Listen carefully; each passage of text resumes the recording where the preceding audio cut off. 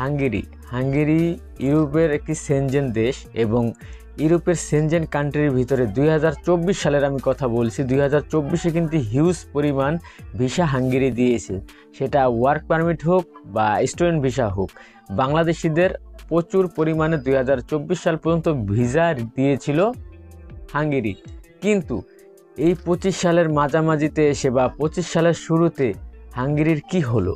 Visa কি পাচ্ছে বা ভিসা বর্তমান আপডেটটা কি, ভিসা হচ্ছে কি না, এই বিষয়টা নিয়েই আজকের এই ভিডিও। অবশ্যই সম্পূর্ণ ভিডিওটি মনোযোগ সহকারে দেখবেন। আসসালামু আলাইকুম, আমি মোহাম্মদ মেহেদি হাসান। যে যেখান থেকে আমার ভিডিওটি দেখছেন সবাইকে ওয়ার্ল্ড ওয়াইড চ্যানেলে স্বাগতম। তো সর্বপ্রথম যে বিষয়টা বলবো সেটা হচ্ছে কি যে 2025 সাল আসার পর থেকে হাঙ্গেরির কিন্তু ভিসা হচ্ছে না। মানে খুব রেয়ারলি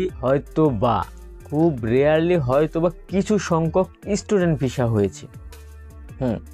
এটাই সত্যি কথা। আপনারা যেটা শুনছেন, একটা সময় হাঙ্গেরি আশা অনেকে করেছিল, কারণ হাঙ্গেরি প্রচুর পরিমাণে ভিসা দিয়েছিল এবং বিভিন্ন এজেন্সি হাঙ্গেরিতে লোক পাঠাতে সক্ষম হয়েছিল।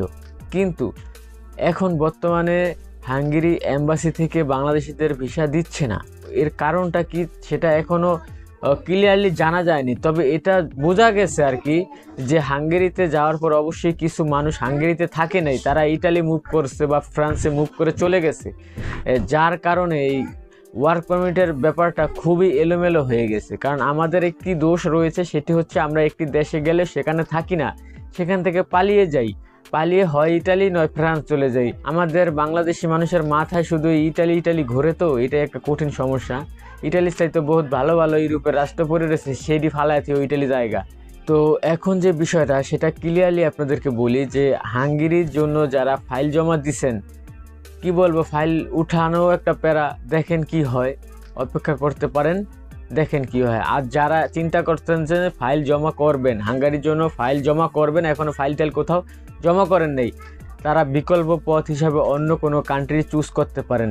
যদি সেনজেনের ভিসার জন্য আপনার খুবই ইচ্ছা হয় তাহলে অন্য আরও কান্ট্রি রয়েছে, বিশেষ করে স্লোভেনিয়ার কথা আমি আরেকটি ভিডিওতে বলবো তো বিস্তারিত। তো যাই হোক, আপনারা চাইলে মানে হাঙ্গেরি ব্যতীত অন্য কোনো দেশের জন্য ট্রাই করতে পারেন, এটা আপনাদের ভালোর জন্য বললাম, ঠিক আছে? হাঙ্গেরির জন্য বর্তমানে ট্রাই না করাটাই উত্তম।